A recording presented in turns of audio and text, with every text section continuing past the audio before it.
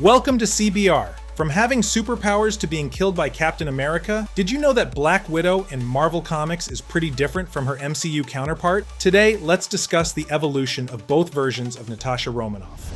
The differences between Natasha in comics and movies are many, starting with her name. Instead of Romanoff, she is first known as Natalia Romanova in Marvel Comics. Natasha is a nickname for Natalia, and she later chose to anglicize her last name as Romanoff. One of the deadliest KGB spies to have ever lived, Black Widow first appeared as the villain Madame Natasha's alias in the Tales of Suspense series from 1964. Much of her early history remains shadowed in secrecy, rewritten over time through different comic series and retcons. Initially, she had no superpowers, wearing elegant dresses instead of a superhero costume. Natasha was depicted as a spy, a strategist above all else, and not so much an assassin as she would later become known for. Natasha and Clint Barton lost their fight to Iron Man in their first comic storyline. Natasha partnered with fellow Soviet agent Boris Turgenev, the Crimson Dynamo, to steal Stark Industries technology. She recruited and manipulated Hawkeye into working for her. She continued to be portrayed as an antagonist in Avengers stories in the following years. During the first part of her villain era in the 1960s, she wore a supervillain costume in blue and black that had a cape and a mask. But in 1970, she debuted a new look while antagonizing Spider-Man. Now, Black Widow had red hair and wore her iconic skin-tight black suit with a golden belt and wrist gadgets. Soon, she decided to abandon the Red Room and started working for S.H.I.E.L.D., crossing over to the same side as the Avengers. To understand why, let's rewind to her childhood. The exact year and location Natasha was born are unknown, but it was sometime around the year 1930 in the city of Stalingrad in the Soviet Union, now named Volgograd in Russia. In the Black Widow Deadly Origin miniseries, the first issue flashes back to 1928. A baby Natasha is rescued from a fire by a soldier called Ivan Petrovich, who becomes her adoptive father. While still a child, she met Logan, the future Wolverine, when he paid them a visit. For MCU fans, the connection between Wolverine and Black Widow may not be so obvious, but Natasha worked in Department X, a KGB-owned secret agency that dealt with superpowered people, from engineered mutants to mind-controlled spies in the Red Room. During World War II, a young Natasha briefly teamed up with Captain America and Wolverine to fight against the Hand in 1941. How exactly she went from a normal life to the Red Room varies in different comics. Comic books introduced Black Widow ops early on. It was a Cold War project, training female spies from childhood. They are supposed to kill by any means necessary, often including seduction, hence the reference to the Black Widow spider. Both Wolverine and Bucky Barnes, or the Winter Soldier, were involved in training Natasha when she was in the Red Room. In the MCU, Hydra transforms Bucky into the Winter Soldier, but in the comics it's the Soviet Union. During this time, Natasha and Bucky also developed a romantic relationship, soon before he began to be put in cryo-freeze and lose his memories. Natasha was also subjected to the Red Room's experiments. All first 28 Black Widows created in the Red Room, which included her, were given Super Soldier Serum, the biggest difference between the MCU and comics version of Black Widow. Let's do a quick breakdown of all her powers depicted in the comics over the years, which have varied according to her many different eras. She has enhanced strength, speed, and stamina by the Soviet version Super Soldier Serum that was created by Dr. Lyudmila Kudrin. She can endure superhuman levels of pain, even enduring surgery without anesthesia. She also has a minor healing factor, although not as strong as Wolverine's or Deadpool's. Natasha heals 5 times faster than the average human rate. Her slowed aging process is connected to an enhancement to her immune system, which also stops her from becoming ill. In the 2004 Black Widow comics, her suit is equipped with electroshock devices in her gauntlets, which allow her to incapacitate enemies with a burst of electricity, the Widow's Bite. Now, back to her time in the Soviet Union, it's interesting to note how she was once married to Alexei Shostakov. In the MCU, the Red Guardian is the Soviet Union's first and only super soldier, and Natasha's adoptive father. In the comics, Natasha herself was a brainwashed super soldier working for the Red Room who was mind-controlled into marrying Alexei, another Soviet super soldier, but she would leave her country and defect to the United States after meeting Clint Barton. They met when she recruited him to fight Iron Man. Soon after, Natasha and Clint fell in love. By the late 1960s, she had undergone significant character development. No longer a villain, she began working for S.H.I.E.L.D. as a double agent. However, that doesn't mean Natasha became an exemplary superhero. Another big difference between her depiction in comics and in the MCU is her morals and overall personality. In the comics, Natasha is ruthless and doesn't really fit into the Avengers. She's completely okay with killing, often coming across as emotionless. On top of that, sometimes she takes it to the extreme with the torture. For example, Natasha once tortured Yelena and performed non-consensual surgery to trade faces with her. By the way, Yelena and Natasha were never adoptive sisters in the comics, only two products of the Red Room known as Black Widows. She worked briefly with the Avengers and other heroes throughout the decades, including Daredevil, with whom she also had a romantic relationship after Hawkeye. However, her greatest love story in the comics is with Bucky Barnes. They are reunited after he's freed from mind control in the Winter Soldier story arc. Natasha actually invites Bucky to help her destroy the Red Room. Their mission leads to a direct confrontation with the Red Room leader Ivan Petrovich, Natasha's former mentor, who had become a cybernetically enhanced threat. Natasha's story takes a tragic turn in the Secret Empire storyline when she fights the Hydra-controlled Captain America. Natasha is seemingly killed in battle. However, later comics reveal she was resurrected through cloning technology. The comic book death of Natasha Romanoff is not connected at all to Thanos and the Infinity War event.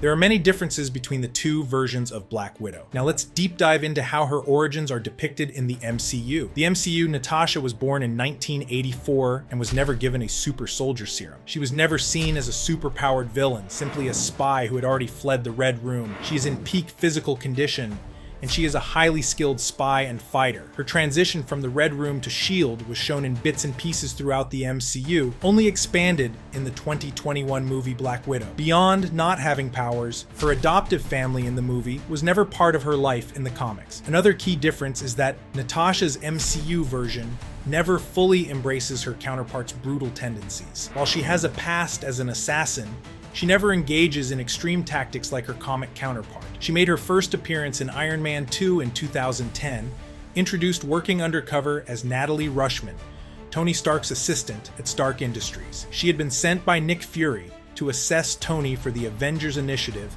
and ends up helping Iron Man a little in his journey to take down Justin Hammer and Ivan Vanko. In the Avengers in 2012, Natasha transitioned from a supporting character to one of the main heroes in the franchise. She is going after the Russian criminal Georgy Lushkov when Loki started invading Earth and the Avengers needed to act. Natasha was the one to recruit the Hulk. Natasha and Clint are not romantically involved like in the comics, but do develop a great friendship in the MCU. It's revealed that she owes him a debt for saving her from her past as an assassin. In the Battle of New York, Black Widow fights alongside the Avengers against Loki's Chitauri army, proving that she is just as vital to the team as the superpowered heroes. She then appeared in Captain America, the Winter Soldier in 2014. Her friendship with Steve Rogers is also a highlight of the MCU version, while the franchise never explored her romance with Bucky. In 2015's Avengers: Age of Ultron, Natasha's trauma is further explored through the Red Room flashbacks,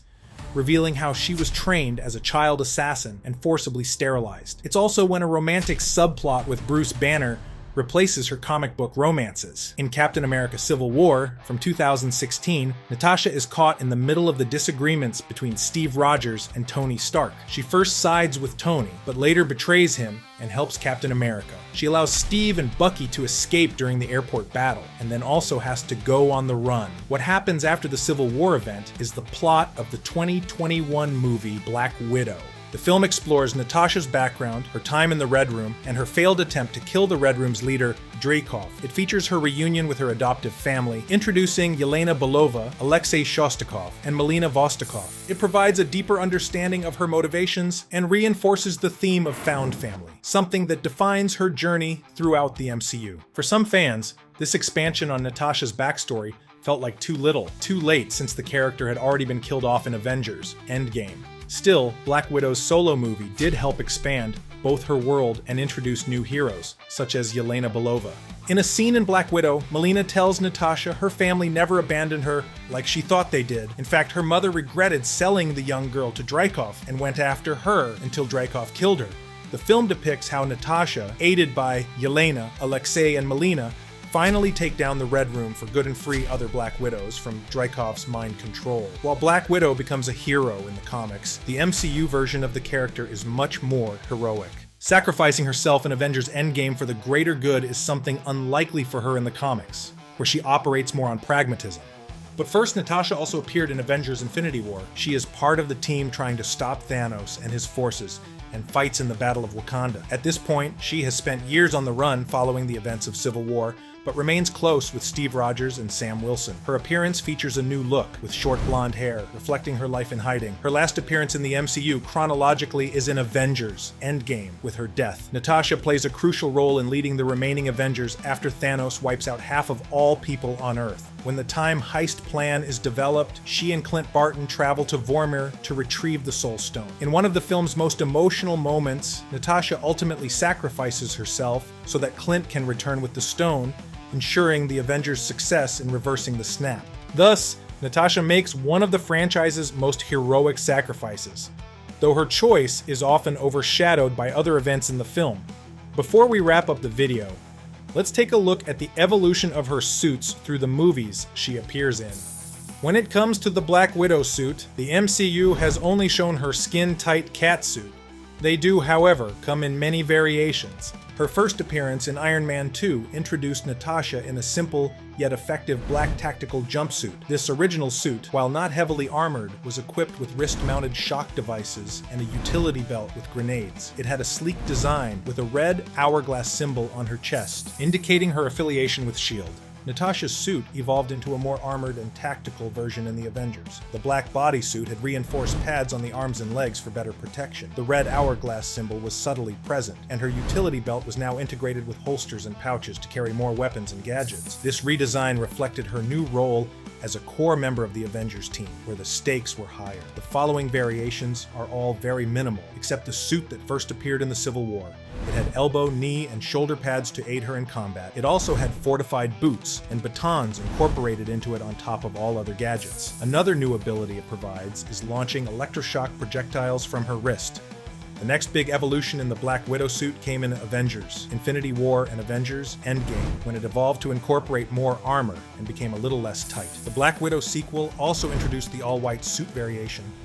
Anyone who has paid attention to the character can see that there is a huge contrast between the comic book and MCU versions of Black Widow. After a deeper comparison, it's clear the comic version of Natasha is darker. Marvel Comics have portrayed Natasha as a complex figure, from her early days as a Soviet spy to her transformation into a highly skilled S.H.I.E.L.D. agent, an occasional Avenger with super soldier powers. Throughout the decades, Natasha's backstory has been redefined a few times, allowing her to grow and evolve into a multifaceted character. Her relationships with characters like Clint Barton, Bucky Barnes, and Yelena Belova add depth to her story, and are all shown in a completely different light than in the MCU. Her apparent death in Secret Empire, and subsequent resurrection through cloning, is a strange part of her comic book history that also never made it to the screen. In contrast, the MCU version of Natasha Romanoff, while still complex and tragic, reflects a more conventional Hollywood hero's journey. Her character development centers more on redemption and sacrifice, evolving from a cold-hearted assassin to a devoted Avenger. The MCU Natasha is also more reluctant to engage in brutality. This version of Natasha notably lacks the superpowers of her comic counterpart, but still manages to hold her own through sheer skills. Her heroic arc culminates in one of the most emotional moments in the MCU, with her ultimate sacrifice in Avengers Endgame. While both versions of Black Widow share core traits such as unparalleled combat skills and a tragic past, the differences in their characterization highlight the unique storytelling opportunities offered by both mediums. Ultimately, both versions of Natasha Romanoff contribute significantly to her legacy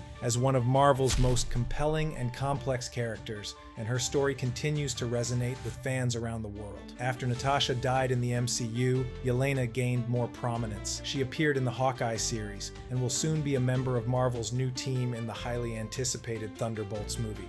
there is a loophole that fans theorize could justify Natasha's resurrection. Since she died sacrificing herself for the Soul Stone, it can be argued that her soul is trapped within the stone, much like Gamora's and potentially Tony Stark's as well. But while Natasha resurrected in Marvel Comics, it's more likely that the character's arc has been completed in the MCU. Either way, the Black Widow's legacy will be carried on by Yelena for now. Your subordinates will be reported to DoorDash HQ. Alexei, it's me. Open up. Now that you know all about Natasha Romanoff's evolution, we want to know, what is your favorite detail about Black Widow? Tell us in the comments below. Until next time, thanks for watching CBR.